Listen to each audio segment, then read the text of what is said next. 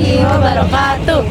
Halo guys, kami dari kelompok 5. Kali ini kami akan mengunjungi Museum Fathahillah. Ikutin kami terus ya. Bye-bye.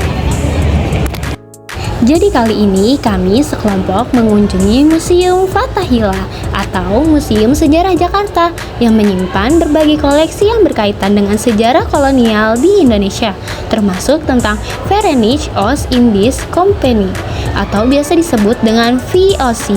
Batavia adalah nama yang diberikan oleh VOC setelah menghancurkan Jayakarta pada tahun 1619. Nama ini digunakan selama masa kolonial Belanda hingga tahun 1942, ketika Jepang mengubah menjadi Jayakarta, yang kemudian dipertahankan sebagai nama resmi hingga sekarang.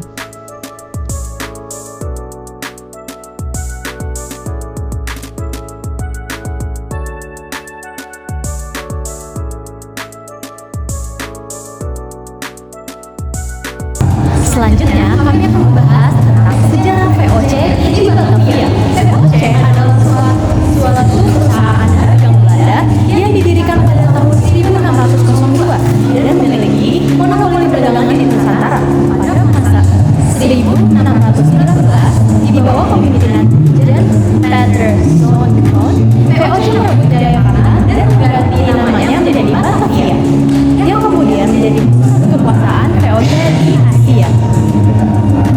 Oke guys, jadi dulunya Museum Fathahillah ini adalah balai kota Batavia yang dibangun pada tahun 1707 sampai 1710 oleh Gubernur Jenderal Johan van Horn. Bangunan ini berfungsi sebagai pusat administrasi VOC di Batavia dan juga tempat pengadilan serta penjara bawah tanah. Berikut adalah beberapa koleksi museum yang berkaitan dengan VOC.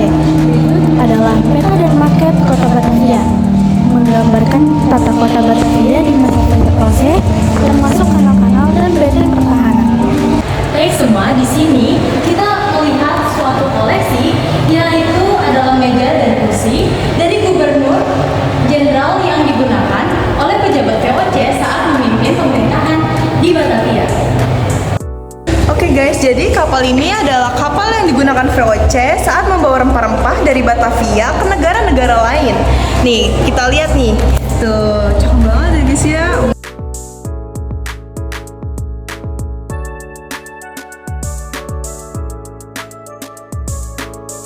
Meriam si Jagur, meriam buatan Portugis yang kemudian digunakan oleh VOC di Batavia.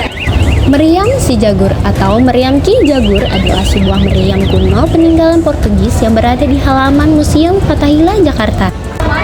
Jadi kali ini di Museum Fathahillah itu terdapat penjara bawah tanah yang digunakan VOC untuk menahan politik dan pemberontak, termasuk tokoh-tokoh perlawanan pribumi. Kondisi penjara ini sempit, lembab, dan tidak layak mencerminkan keberhasilan pemerintahan kolonial Belanda. VOC menerapkan sistem monopoli yang merugikan rakyat, menyebabkan perlawanan dari berbagai daerah seperti perlawanan Sultan Agung Mataram, perlawanan untuk Suropati, pemberontakan di berbagai wilayah pesisir Jawa dan Sumatera.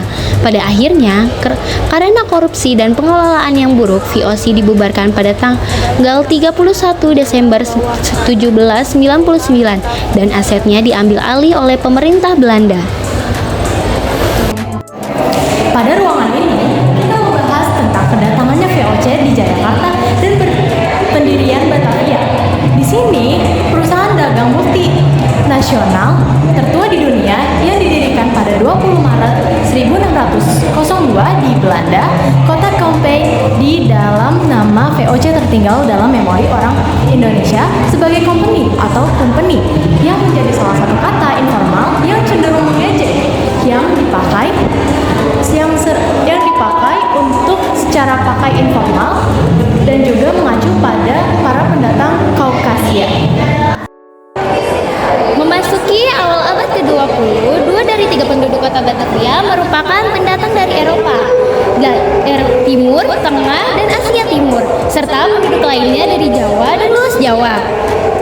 Sensus pada tahun 1930 menunjukkan para pendatang mencapai 340.138 jiwa, melebihi penghuni lama dari etnis Betawi yang mencapai 192.877 jiwa.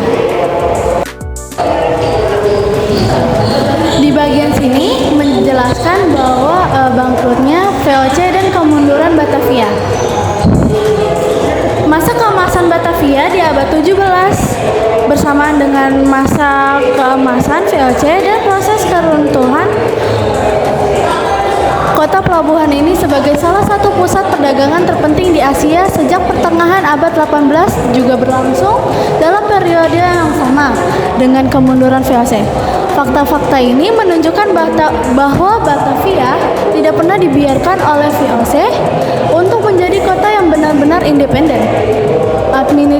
Administrasi kota Batavia menyatu dengan administrasi VOC sehingga kebobrokan dalam birokrasi VOC juga menular dalam birokrasi kota.